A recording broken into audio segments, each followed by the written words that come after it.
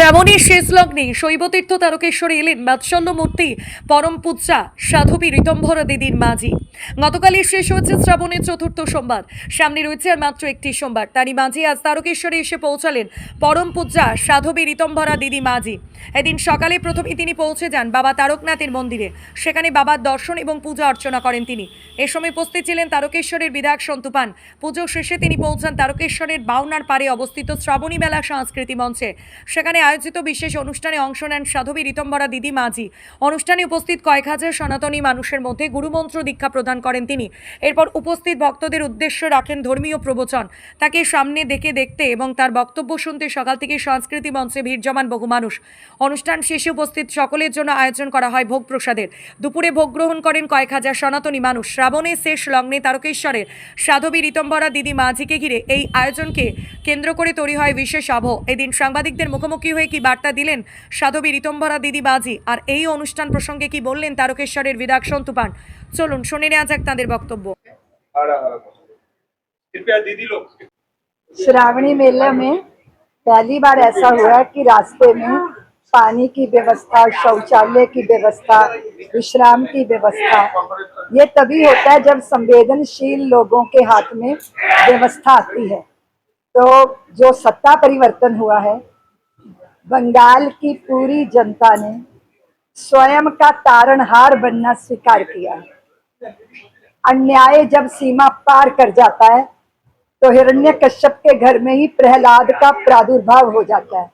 तो बंगाल की जनता प्रहलाद बन गई है, होलिका जलकर भस्म हो गई है और सत्य की जीत सदा रहती है, सदा रहेगी। भारत का जो मूल है वो भारत का धर्म है।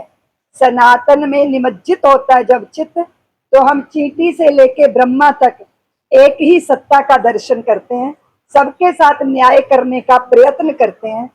महादेव स्वयं पशुपति नाथ कहलाते हैं और जब पशुओं के भी नाथ हैं तो कोई पशु पक्षी अनाथ होकर अत्याचार क्यों झेले या मनुष्य अकेला क्यों अनुभव करे।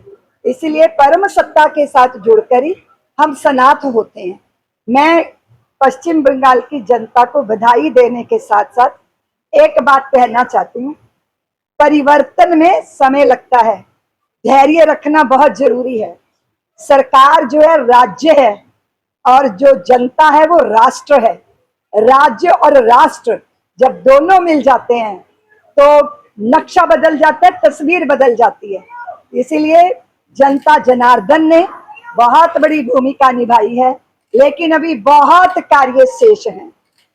बंगाल को दोबारा से बनाना पड़ेगा, वो चाहे व्यवस्थाएं हों, विद्यालय हों, चिकित्सालय हों, सड़कें हों। अब आप देखिए कि 300 वर्ष पुराना मंदिर तारकेश्वर महादेव का, कैसी अद्भुत भगवान है वहां। लाखों लोग आके जल अर्पित करते हैं, लेकिन व्यवस्था के नाम पर क्या है? ये दुर्भाग्य कितनी देर तक झेला गया।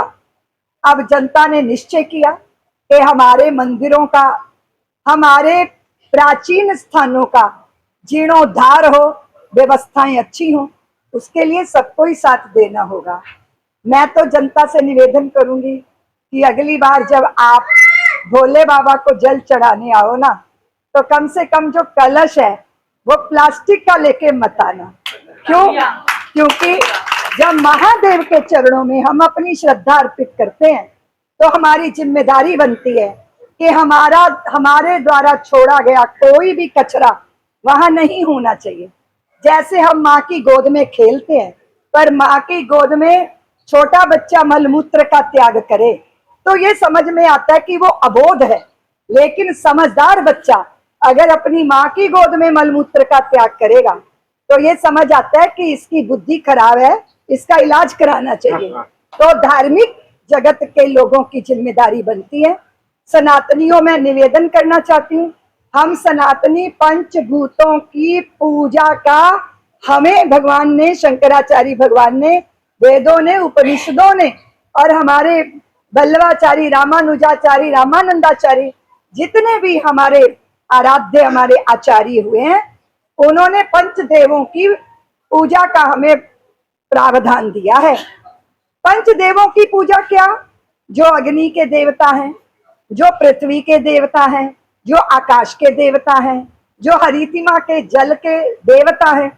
अगर हम पंच करोड़ इस क्षेत्र के सब लोग मातृशक्ति मेरे शिष्य हो गए हैं, और उनके लिए मेरी यही शिक्षा है कि हृदय में भक्ति रखो, भुजाओं में शक्ति रखो, पैरों में सक्रियता रखो, बुद्धि में गौरी शंकर रखो, मन को वृंदावन बनाओ, दिल के अंदर देश प्रेम जगाओ और हर पल अपने राष्ट्र की सेवा में तत्पर हो जाओ।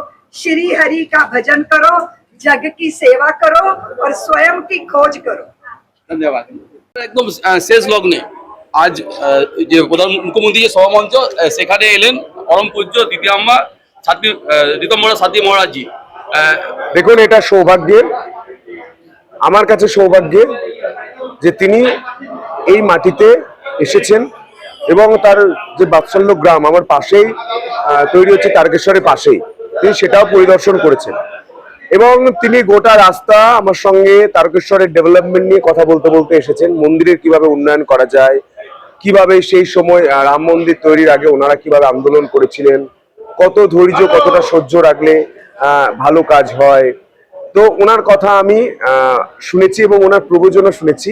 প্রবচন বলতে গিয়ে আপনারা দেখবেন সেখানে তিনি বলেছেন যে একটা পাখি তিনি নদী শুকনো করার জন্য জল পান করছে। একজন পাখি এসে তাকে বলছেন যে কেন করছেন, বলছে আমি নদীকে শুকিয়ে দেব। তখন একজন পাখি উত্তর দিচ্ছেন, বোকা আছো, তুমি নদী কি করে শুকনো করবে, সালামাদ্দ সাধ্য। এটা বড় কথা। হিন্দু সমাজের একটা ঐক্য আমরা দেখেছি 2026-এর নির্বাচনে। এবার সময় এসেছে, আসো বেঁধে বেঁধে থাকি, প্রত্যেক সনাতনী হিন্দুরা হাতে হাত ধরে উন্নয়নের দিকে আলোকপাত করি, একসঙ্গে কাজ করি এবং বাংলাকে সোনার বাংলার যে স্বপ্ন, সেই বাংলা যাতে আমরা বানাতে।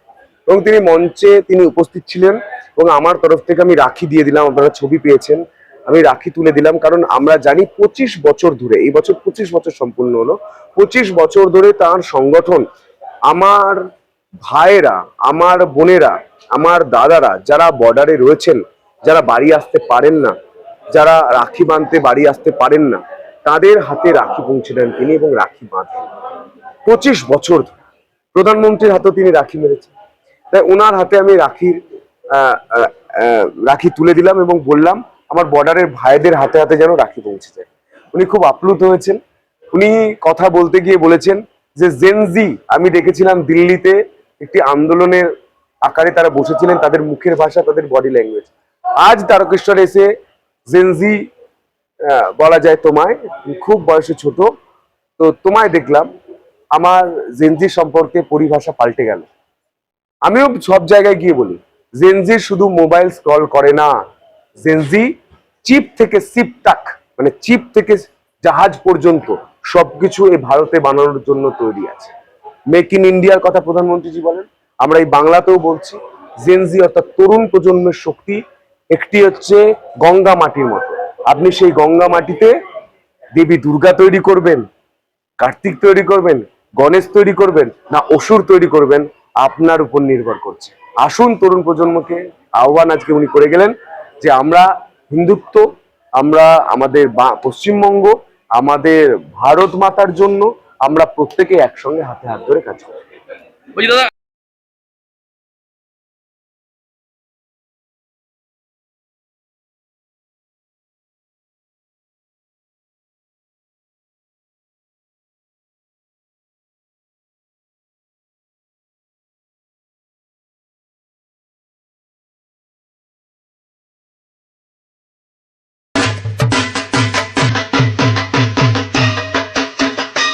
আর পুজোর আনন্দে আপনিও সাজান নতুন রূপে।